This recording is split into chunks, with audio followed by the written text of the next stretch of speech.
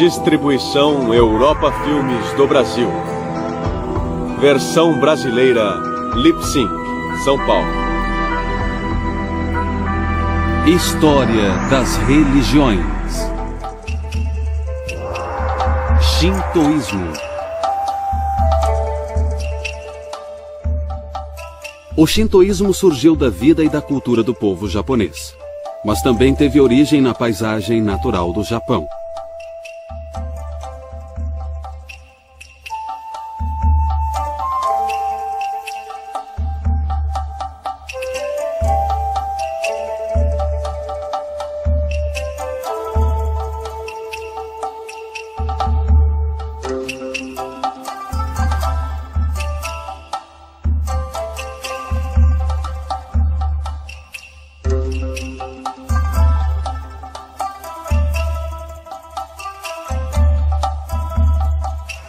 O Japão é um país feito de 4 grandes ilhas e muitas outras menores, todas situadas a leste da China e Coreia, no Oceano Pacífico. Tantas tradições religiosas são encontradas que o Japão já foi chamado de Museu Vivo de Religiões. O budismo, que surgiu na Índia por volta de 500 a.C., levou 1000 anos para viajar pela China e Coreia antes de chegar ao Japão, por volta de 500 depois de Cristo.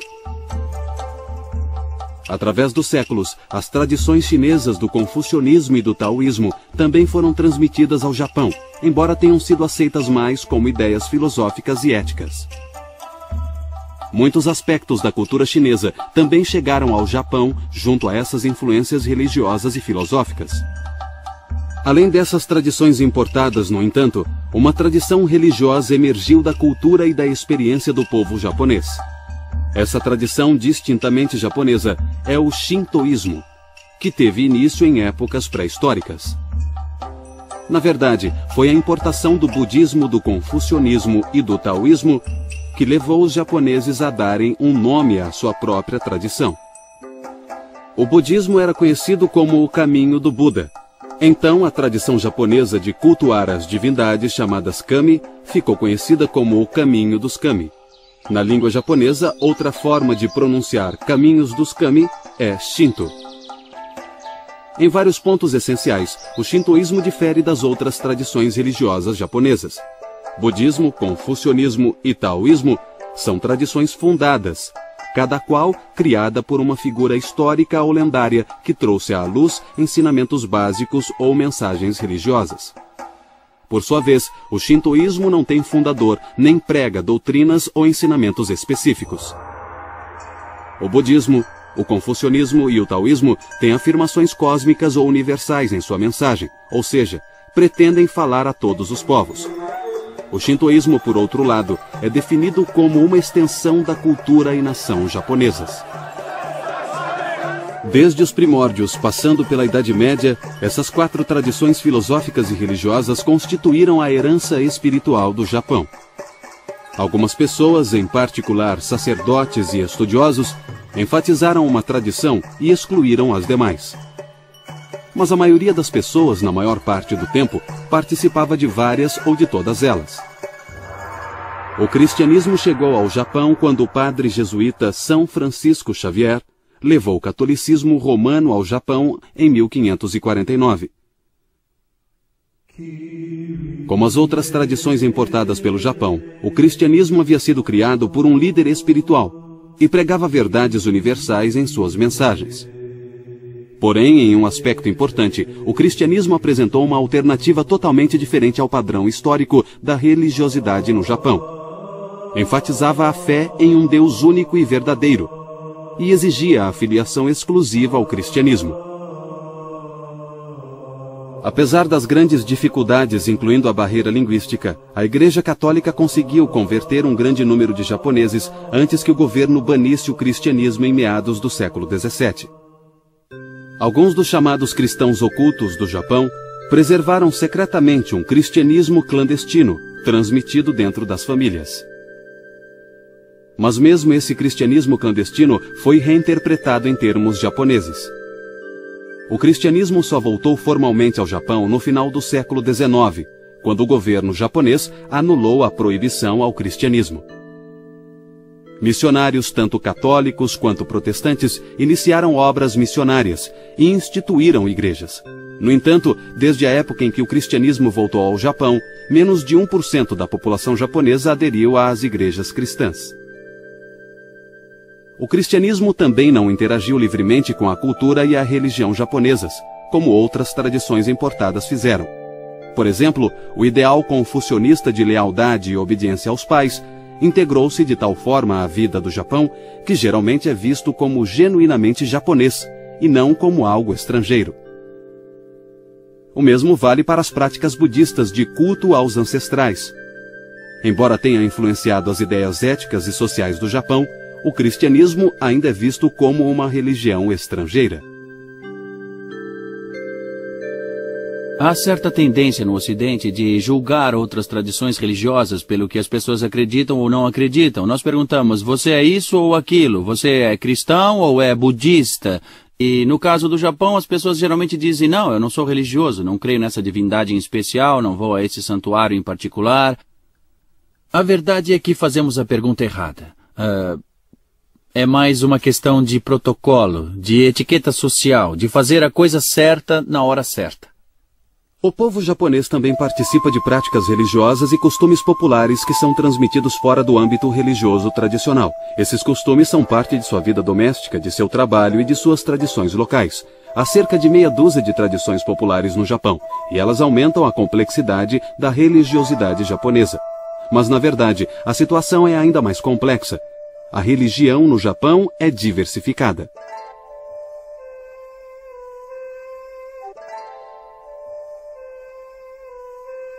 Assim como o cristianismo na Europa ou Estados Unidos, inclui muitas ordens religiosas e centenas de congregações protestantes. No Japão, o budismo é dividido em ramificações principais com muitas congregações. O shintoísmo também não é uma religião muito unificada, com sua diversidade de festivais, práticas e santuários shintoístas.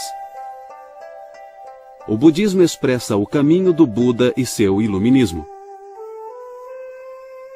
O confucionismo exprime o caminho de Confúcio e seu ideal de harmonia social. O taoísmo pode ser visto como o caminho do lendário Lao Tzu e seu ideal de harmonia com a natureza. E o cristianismo é o caminho de Jesus Cristo com seu plano de salvação. O melhor indício para o caminho shintoísta é a própria palavra. Kami é uma concepção antiga no Japão para o que é venerado e pode se referir a um ou vários objetos de adoração. O termo kami, mais ou menos como a palavra lápis, pode ser singular ou plural, e é mais amplo e mais flexível do que o termo Deus. O conceito de uma divindade monolítica, onisciente, que controla tudo, do ponto de vista shintoísta, é um pouco restrito demais, eu acho, porque há tantas situações diferentes, políticas, sociais e religiosas, que devem ser levadas em conta. O contexto é o mais importante.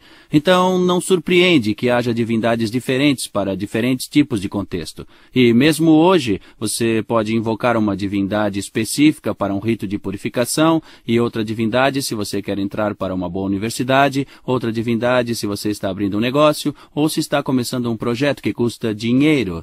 Enfim, é uma tradição voltada para o contexto e, por causa disso, bom, é bem pragmática. De forma geral, o caminho dos kami significa levar uma vida pura, em harmonia com os kami. No Japão antigo, os kami eram tão numerosos que os mitólogos se referiam a eles como os 8 milhões de kami. Isso não significa que eles fossem ou sejam precisamente 8 milhões de objetos de adoração. Na verdade, isso indica que os kami estão além da quantificação e que é incontável ou infinito. Os kami são encontrados em todo o Japão, principalmente em formas naturais, como montanhas, cachoeiras, árvores e rochas. Os kami também podem ser seres humanos poderosos e até mesmo ancestrais humanos. Como não há um equivalente a kami em nossa língua, geralmente não é traduzido.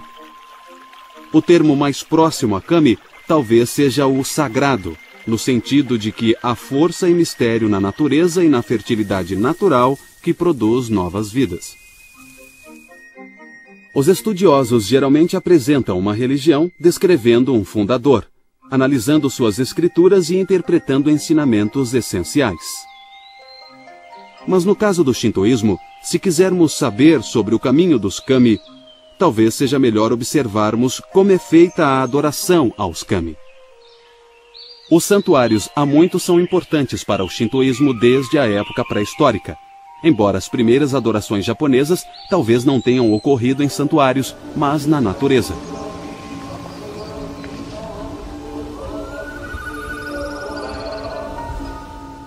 Atualmente, os santuários são encontrados em todo o Japão, tanto nas cidades quanto no campo. Os santuários são bem diferentes entre si. Eles podem ser enormes e imponentes ou podem ser minúsculas casinhas. Alguns são antigos, outros são construções recentes. Todo japonês mora perto de um santuário shintoísta. Tradicionalmente, o santuário mais perto de casa é considerado o santuário protetor da família. Os japoneses não fazem cultos ou santuários shintoístas como cristãos ou judeus fazem em suas congregações num dia específico da semana. Os japoneses, ao invés disso, visitam os santuários shintoístas em ocasiões específicas, para orar ou pedir ajuda, ou talvez participar de um festival anual. Várias características distinguem e preservam o caráter sagrado do santuário shintoísta e seu solo.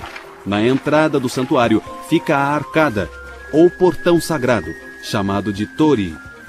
O tori marca a passagem do mundo cotidiano para o solo sagrado e protege simbolicamente o solo das influências maléficas e faz com que aqueles que entrem percebam que ali é adequado adotar um comportamento religioso. Em outras ocasiões familiares especiais, como nascimento e casamento, muitos japoneses oram em santuários pedindo ajuda, bênção ou agradecendo as graças recebidas. Mas é mais comum que os japoneses visitem santuários durante as festividades. E a mais importante das festividades no Japão é a celebração do Ano Novo. –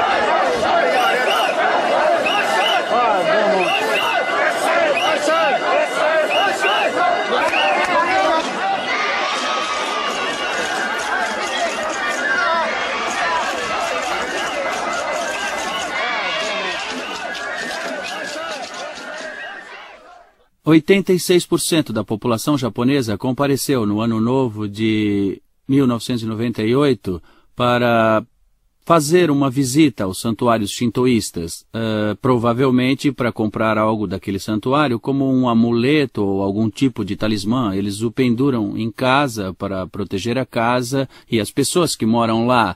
Eles podem também pendurar nos seus carros para ter segurança no transporte ou amarrar numa bolsa que carregam todos os dias para o trabalho ou a escola. Então é uma questão de hábito e com o tempo esses hábitos trazem um sentimento para eles que induz ou encoraja a crença. Então primeiro é um hábito, uma etiqueta social, fazer a coisa certa na hora certa para poder se livrar da ansiedade, para poder se fortalecer e talvez mais tarde a fé surgirá. Na entrada do santuário e nas calçadas ao lado do santuário principal, há muitos ambulantes vendendo comida, quinquilharias e souvenirs. Muitas luzes são penduradas e acesas à noite e pode haver música ao vivo ou gravada. Multidões se aglomeram nesses santuários. Geralmente há tanta gente que é preciso que a polícia os controle. Os primeiros registros escritos dos kami são as obras intituladas Kojiki, escrita em 712, e Nihon Shoki, escrita em 720. Essas duas obras são semelhantes a muitas outras obras mitológicas e escrituras, no sentido em que começam narrando a criação. As obras japonesas começam com as atividades de vários kami e depois narram a história de imperadores e suas dinastias. O Kojiki nos dá a versão mais puramente japonesa da mitologia antiga, com suas imagens do céu e da terra surgindo de uma substância aquosa e amorfa.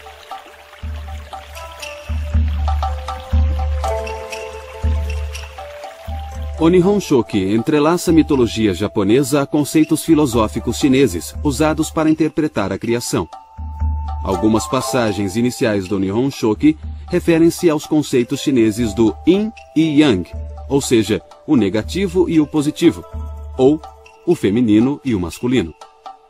As crenças e os costumes antigos do Japão foram inicialmente influenciados pelos chineses, por volta de 500 d.C.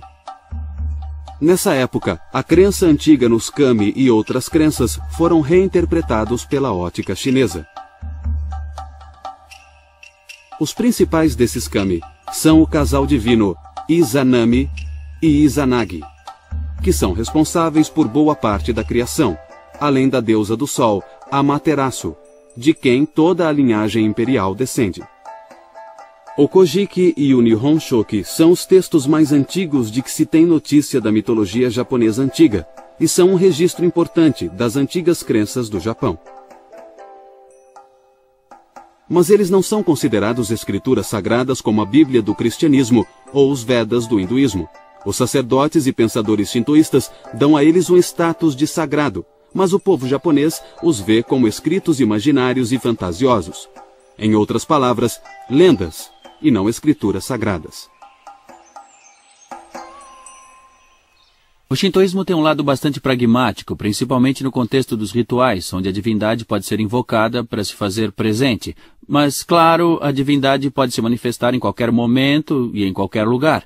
Então, há sempre um aspecto de imprevisibilidade e espontaneidade na divindade shintoísta que pode se manifestar como um tufão, ou como um raio, ou como um trovão, ou como um rio que acaba transbordando. Da mesma forma, pode se manifestar como sol ou chuva quando são mais necessários e quando são mais benéficos para as pessoas, para que a plantação cresça ou para os animais também. As crenças e os hábitos japoneses já existiam há muitos séculos antes de terem sido registradas no Kojiki e no Nihon Shoki. E o que vemos no shintoísmo hoje não é necessariamente o mesmo que existia em épocas pré-históricas. Os santuários e mesmo a própria palavra Shinto não foram encontrados no período pré-histórico. Somente quando as novas religiões entraram no Japão, houve uma necessidade de distinguir a herança religiosa nativa do país das tradições de fora. Nós vimos no Nihon Shoki como os antigos conceitos japoneses da criação e do nascimento de muitos kami se fundiram ao conceito chinês do Yin e Yang. Não houve tentativa de escolher entre a versão nativa japonesa e a interpretação chinesa. Os japoneses simplesmente uniram as tradições japonesas e chinesas. A mesma interação ocorreu entre o shintoísmo e o budismo. Inicialmente, houve algum atrito entre o caminho do Buda e o caminho dos kami. Mas, com o tempo, eles se misturaram de muitas formas. De fato, o budismo se mesclara a crenças e costumes nativos em toda a Ásia, e esse padrão continuou no Japão. No Japão, a divindade budista acabou por ser considerada a divina essência original. E os kami correspondentes foram vistos como uma manifestação dessa essência original. Era como se a divindade budista estivesse de um lado da moeda e os kami do outro lado da mesma moeda. Esse raciocínio os levou a adorar o Buda e os kami no mesmo ambiente ritualístico. Para as pessoas com tradição monoteísta, como judaísmo, cristianismo e islamismo, a mistura de divindades pode ser estranha. O ideal monoteísta é adorar e conservar a fé num único e verdadeiro Deus. e a pessoa pertence ou participa de uma única religião.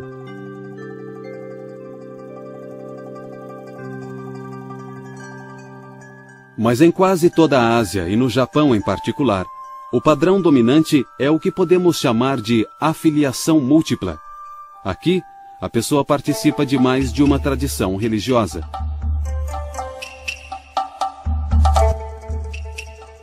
As pessoas e até mesmo os sacerdotes celebram duas ou mais tradições durante o mesmo ritual, ou podem alternar entre duas ou mais religiões.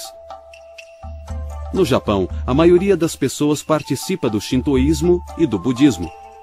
Foi uma exceção quando algumas pessoas, principalmente sacerdotes shintoístas, limitaram sua participação religiosa apenas ao shintoísmo. Em geral, o shintoísmo foi ofuscado pelo budismo por mais de 1000 anos. Mas durante esse tempo, alguns eruditos japoneses insistiram em que o shintoísmo era a religião original do povo japonês. Muitos desses argumentos de que o shintoísmo é a religião original e a herança do Japão frutificaram no século XVIII nos escritos do erudito Motoori.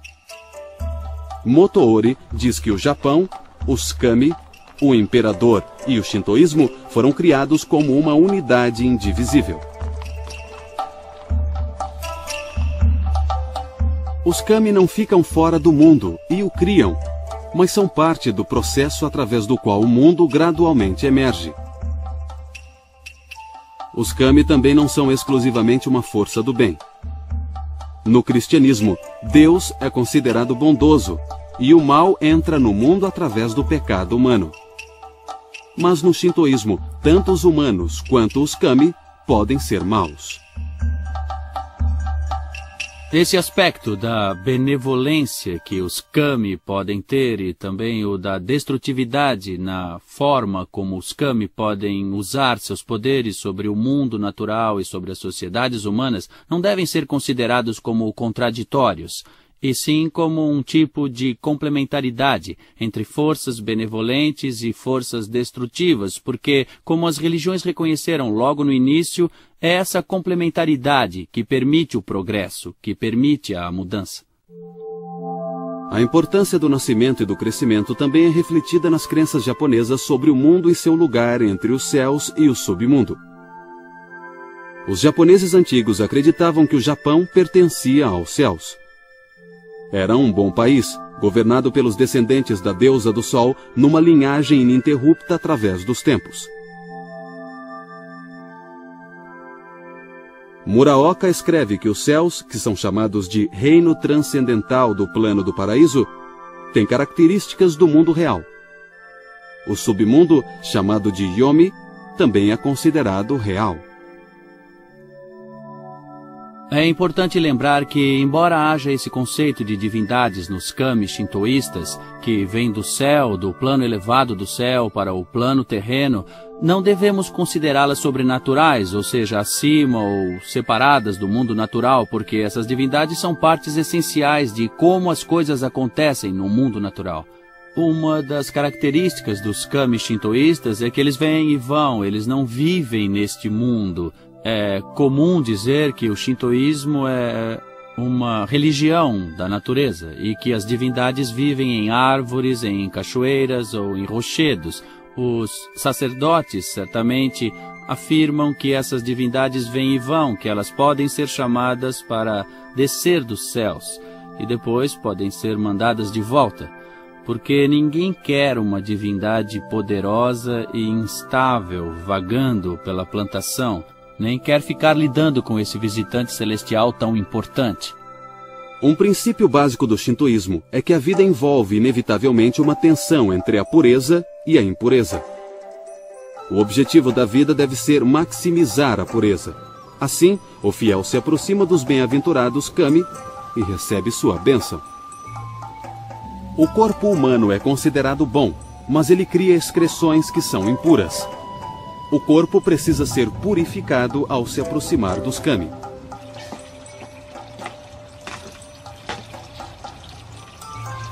Os japoneses veem a purificação de uma forma que lembra os antigos rituais israelitas.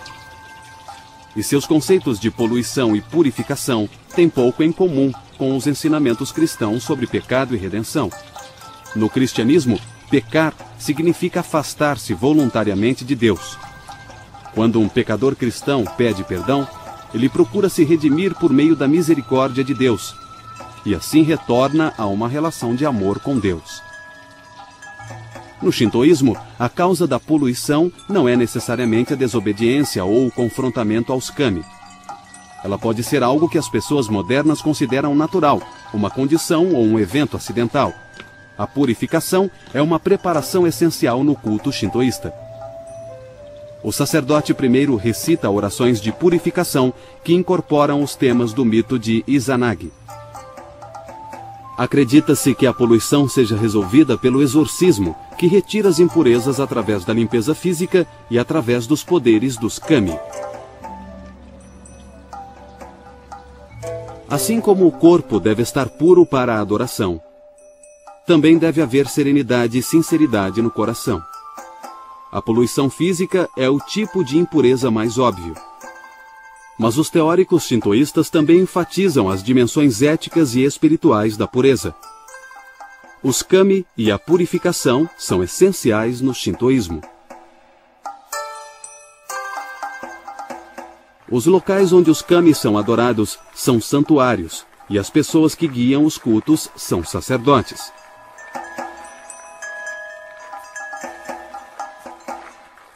Os dois locais mais importantes são o sacrário, chamado de Honden, e o salão de adoração, ou Haiden. O sacrário abriga os kami. Representações físicas dos kami, como estátuas, são bastante raras. Geralmente, a presença dos kami é simbolizada por um objeto, como um espelho. Por vezes, acredita-se que um kami viva num tesouro antigo que não é mostrado ao público. No salão de adoração, as cerimônias são conduzidas por sacerdotes shintoístas. Pessoas comuns geralmente sobem as escadas até o salão e fazem suas oferendas e orações do lado de fora, sem se aproximarem do santuário. Desde a época pré-histórica, muitos dos cultos shintoístas acontecem em jinjas. Em outras palavras, em santuários. Às vezes, sem o auxílio do clero. Mas sempre houve especialistas religiosos dentro do shintoísmo. O shintoísmo nunca teve uma ordem hierárquica universal como a existente na Igreja Católica. E o treinamento, a prática e a posição dos oficiais shintoístas variam consideravelmente. Hoje há várias funções e graduações para os sacerdotes recitarem orações e fazerem rituais em cerimônias shintoístas. Os sacerdotes, diretamente responsáveis pelos rituais, são chamados de Kannushi, que significa literalmente mestre divino. Não há ritos oficiais para se tornar um sacerdote shintoísta, assim como há para sacerdotes budistas ou cristãos. Em algumas comunidades rurais, os chefes de famílias tradicionalmente se revezam servindo como sacerdotes shintoístas no santuário local. Sacerdotes do século masculino são regra geral no Japão contemporâneo. No entanto, vale ressaltar que nos primórdios da história do Japão eram imperatrizes e não imperadores que reinavam. Essas imperatrizes reinavam em parte por sua habilidade de se comunicar diretamente com os kami, como em um oráculo divino. Quando os imperadores passaram a governar nos primórdios da história, o papel religioso da imperatriz desapareceu. Nós já vimos que antes de uma cerimônia shintoísta, o fiel purifica as mãos e a boca com água e recita uma prece de purificação. Tudo isso vem da mitologia do banho de Izanagi.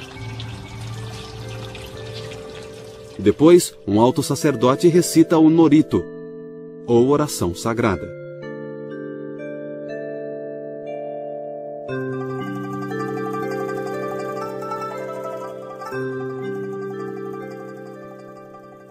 Todos os presentes se ajoelham, enquanto o ritual invoca ou convoca os kami. Há mais música e outras oferendas. As oferendas mais importantes são galhos da árvore sagrada conhecida como sakaki. Assim como nos rituais de várias outras religiões, o shintoísmo acredita que os kami participam das oferendas espirituais. A comunicação com os kami termina quando a oração anuncia a ascensão dos kami.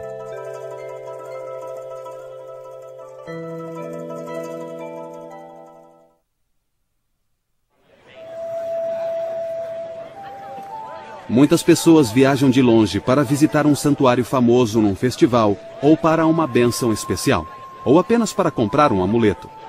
Essas pessoas geralmente são devotos, não paroquianos. Embora nos vilarejos tradicionais, ainda se considera que os habitantes daquela área são paroquianos do santuário local.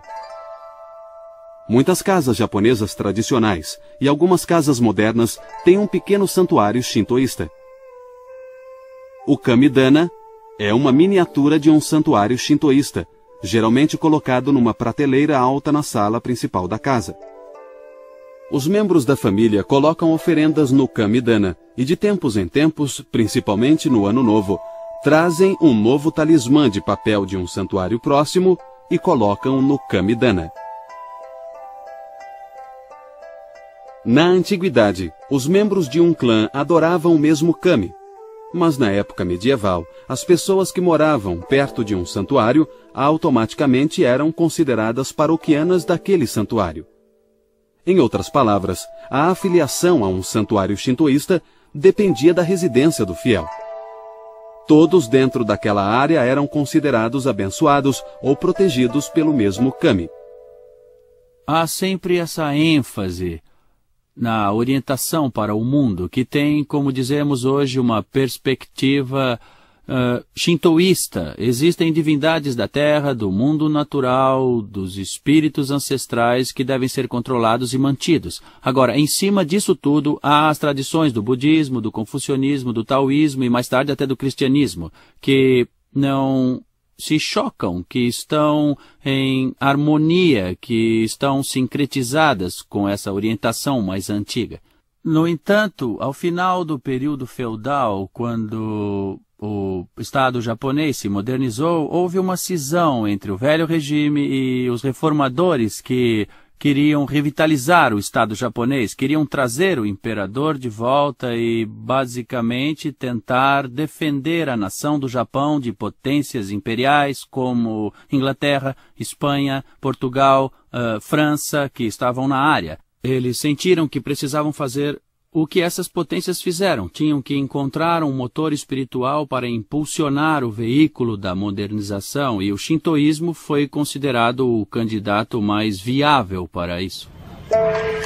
Mas nos tempos modernos, sobretudo com a maior liberdade religiosa no Japão após a Segunda Guerra, a situação dentro do shintoísmo mudou consideravelmente. Com mais mobilidade social e com o relativo anonimato das grandes cidades, muitos japoneses não veem sentido em serem devotos de um determinado santuário. Na verdade, muitos japoneses sequer sabem qual santuário abriga o kami protetor da área. Uma das formas com que o shintoísmo ajudou o processo de modernização foi criando uma noção de comunidade, de que nós japoneses somos um só povo, porque basicamente até 1868 o Japão era uma região fragmentada com determinados clãs dominando determinadas áreas. Mas de 1860 em diante surgiu essa noção de entidade legal da nação japonesa, do Estado japonês. Então o Japão teve que ser criado. O imperador foi um agente disso. Os kami e o alinhamento dos kami, o envolvimento dos kami com cada comunidade, com a vida das pessoas comuns, também foi muito importante em todo esse processo de criação do Estado japonês moderno. Parte disso ainda está conosco hoje no Japão, porque ainda fornece uma explicação para o universo, para as relações sociais, para a relação que as pessoas têm com o mundo natural. O Estado feudal do Japão tornou-se um moderno Estado-nação em 1868. Para entendermos a importância de 1868, precisamos voltar à época anterior, quando o Japão era uma coleção de territórios feudais, cada qual dominado por um senhor feudal. A soma desses territórios era controlada por um ditador militar chamado Shogun.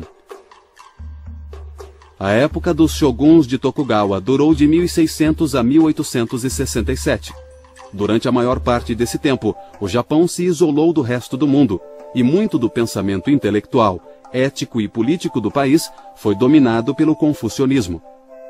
No entanto, sua vida religiosa era budista, por causa dos eventos acontecidos no século XVI. O cristianismo havia entrado no Japão em 1549 pelas mãos de São Francisco Xavier.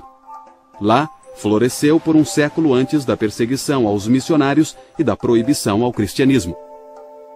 Para manter a proibição ao cristianismo e controlar o povo, o governo japonês apoiou oficialmente o budismo, que em meados do século XVII tornou-se praticamente a religião oficial do país. Toda família devia pertencer a um templo budista local, e todos os nascimentos, casamentos, mortes e mudanças de endereço eram registrados lá. No fim do século XVIII e no começo do século XIX, vários problemas começaram a surgir no governo feudal do Japão. As desigualdades econômicas entre ricos e pobres levaram à revolta de camponeses e rebeliões urbanas. Países europeus e os Estados Unidos pressionavam cada vez mais o Japão para que abrisse seu comércio. Essas e outras pressões internas e externas despertaram um desejo crescente pela queda do shogun e pela volta do imperador ao governo. O final do século XIX no Japão viu várias tentativas de implementar um governo parlamentar liderado pela figura religiosa simbólica do imperador, legitimada pela religião shintoísta. Os países ocidentais criticavam a proibição ao cristianismo e exigiam que ela fosse anulada.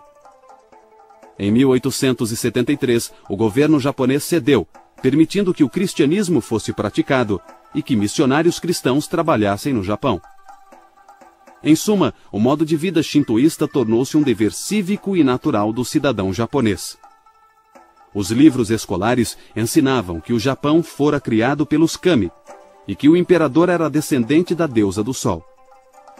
Tais crenças passaram a ser vistas como história e cultura nacionais, e não como religião. Os estudantes tinham que venerar e fazer reverência à foto do imperador. Ao mesmo tempo, a religião formal foi banida das escolas, e o budismo e o cristianismo não podiam ser ensinados. Com o objetivo de unir o povo e fortalecer a nação, o governo japonês ligou a mitologia antiga e o shintoísmo oficial à lealdade absoluta ao imperador, e também ao apoio incondicional ao colonialismo e ao militarismo. Pela primeira e única vez, inúmeros santuários shintoístas foram construídos fora do Japão.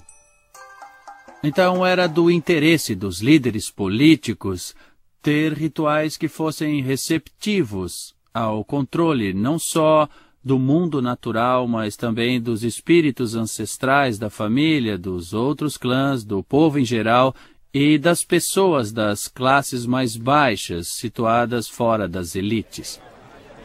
No século XX, principalmente durante e depois da década de 30, as escolas japonesas tornaram-se muito mais rígidas.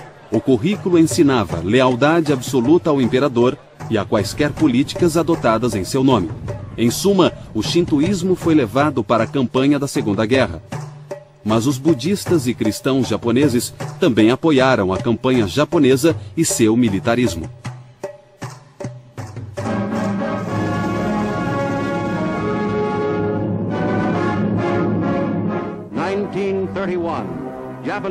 Em 1931, tropas japonesas partem para a conquista da Manchúria.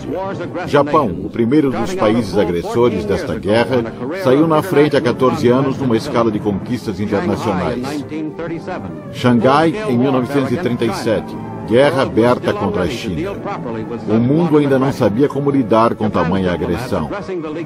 Os diplomatas japoneses, falando na Liga das Nações, tentaram justificar seus crimes contra a paz e a decência e depois se retiraram.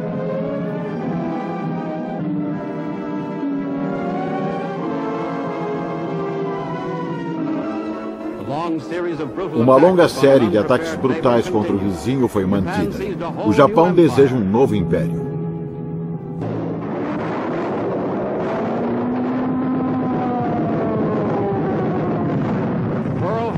Pearl Harbor, 7 de dezembro de 1941. As unidades fanáticas suicidas do Japão em ataques aéreos causaram grandes danos às esquadras americanas em Okinawa. Foi um ataque suicida. Foi sensacional, mas não conseguiu deter o avanço dos aliados.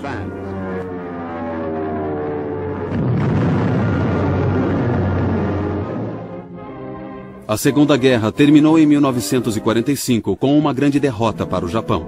O pensamento colonial japonês desmoronou. Todas as religiões japonesas a haviam apoiado, mas o shintoísmo fora a mais identificada com a guerra. Quando o Japão se rendeu incondicionalmente em 1945, os aliados impuseram várias condições para a religião. Pela primeira vez na história do Japão, haveria completa liberdade religiosa, não só como ideal, mas também como prática de fato. A Segunda Guerra foi decidida em 1945, em termos que trouxeram um novo modo de vida democrático para os japoneses.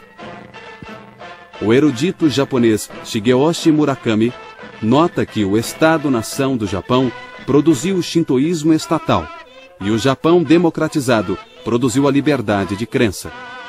Em suma, o Estado japonês tornara-se oficialmente separado da religião. O imperador teve que declarar que ele não era um kami. Mas a forma com que fez essa declaração mais tarde foi considerada altamente ambígua.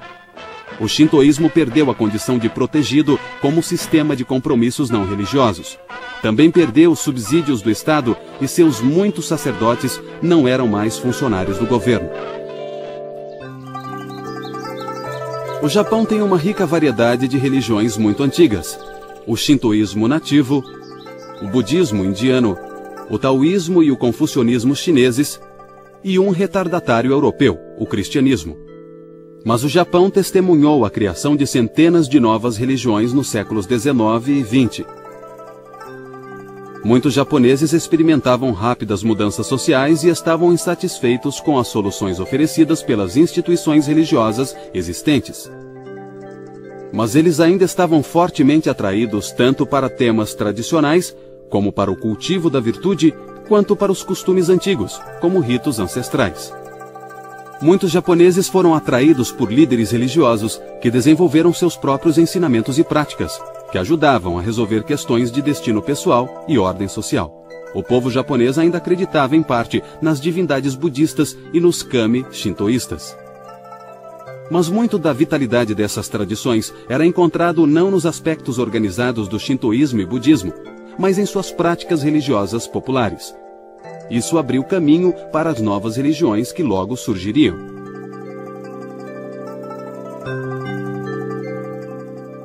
As religiões japonesas do século XIX se caracterizavam principalmente por seu foco em kami vivos.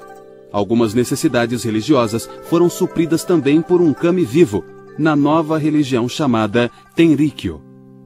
O nosso kami, Deus aparente, é o Deus que criou este mundo, a humanidade e todas as criaturas.